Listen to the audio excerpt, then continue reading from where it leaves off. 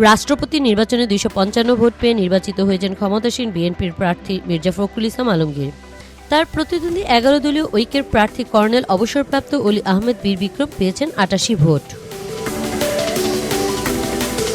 বৃহস্পতিবার দুপুর 2টা থেকে বিকেল 5টা পর্যন্ত জাতীয় সংসদে ভোট গ্রহণ অনুষ্ঠিত হয়। পরে ফলাফল ঘোষণা করেন প্রধান নির্বাচন কমিশনার এএমএম নাসির উদ্দিন। আমি ঘোষণা করছি যে জনাব মির্জা ফখরুল ইসলাম আলমগীর সর্বোচ্চ সংখ্যক ভোটপ্রাপ্ত হওয়ায় রাষ্ট্রপতি পদে যথাযথভাবে নির্বাচিত হয়েছে। নির্বাচনে মোট ভোটার ছিলেন 349 জন।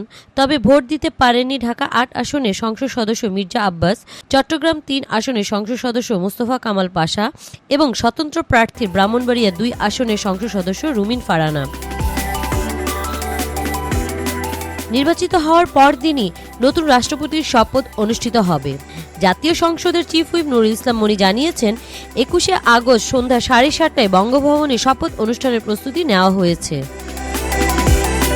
CIP TV Bangla news desk.